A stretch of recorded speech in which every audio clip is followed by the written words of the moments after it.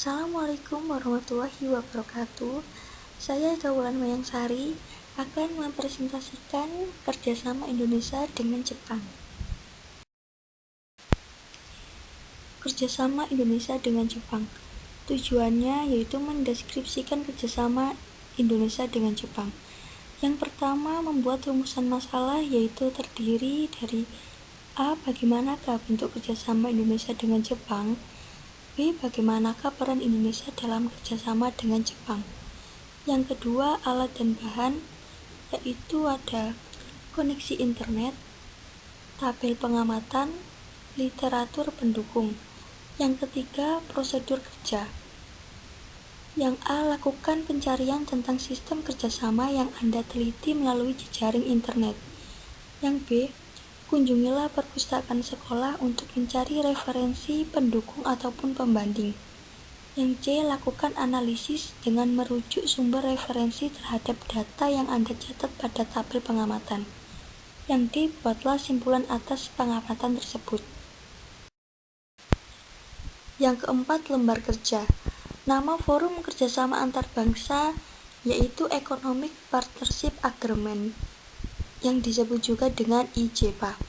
Latar belakang, IJPA merupakan bentuk kerjasama ekonomi bilateral antara Indonesia dan Jepang yang bertujuan untuk meningkatkan kegiatan impor, ekspor, dan investasi di kedua negara.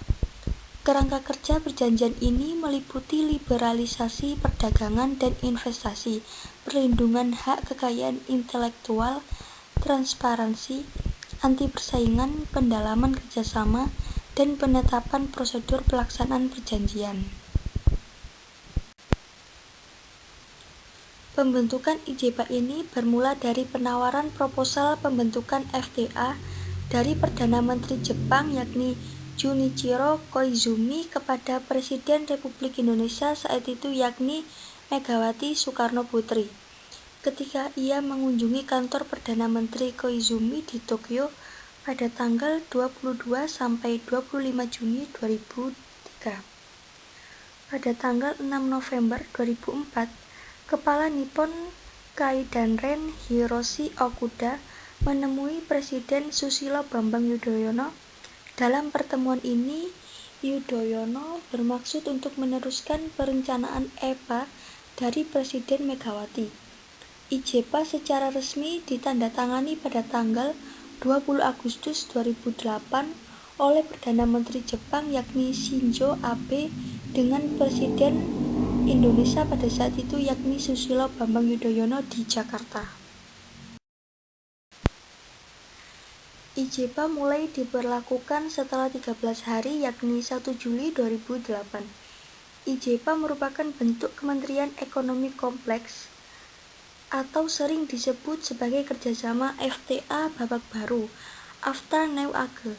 Pertama Indonesia yang ditunjukkan untuk mempererat kerjasama ekonomi antara Indonesia dan Jepang di era perdagangan bebas. IJPA ini cukup berbeda dengan bentuk perjanjian bebas lainnya, karena IJPA merupakan bentuk EPA atau disebut WTO Plus yang tidak hanya akan meningkatkan kapasitas liberalisasi perdagangan, juga mencakup bidang jasa, barang promosi, fasilitas dalam perdagangan, dan investasi antara Indonesia dan Jepang. Tidak hanya itu, IJPA akan mengakomodasi Indonesia dalam meningkatkan daya saing produknya di berbagai bidang seperti industri, pertanian, kehutanan, dan usaha bersama untuk meningkatkan potensi industri manufaktur.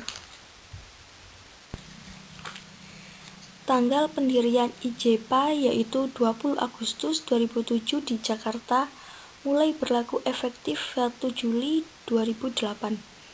Tujuan dari IJPA ini yaitu yang pertama untuk meningkatkan investasi Jepang di Indonesia, yang kedua meningkatkan kinerja perdagangan barang, yang ketiga peningkatan kinerja perdagangan jasa, yang keempat peningkatan pengiriman tenaga kerja, yang kelima peningkatan daya saing, dan yang keenam peningkatan daya beli masyarakat.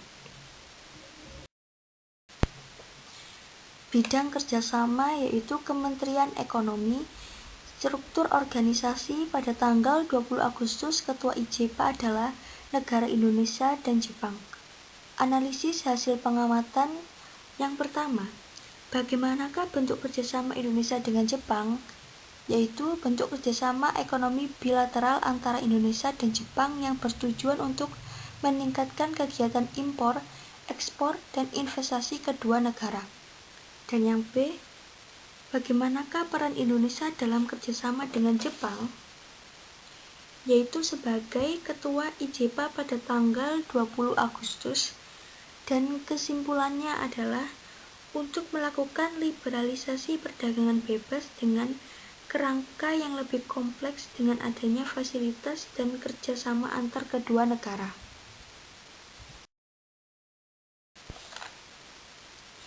Nah, itu presentasi dari saya. Bila ada salah, mohon dimaafkan. Sekian dari saya, terima kasih. Wassalamualaikum warahmatullahi wabarakatuh.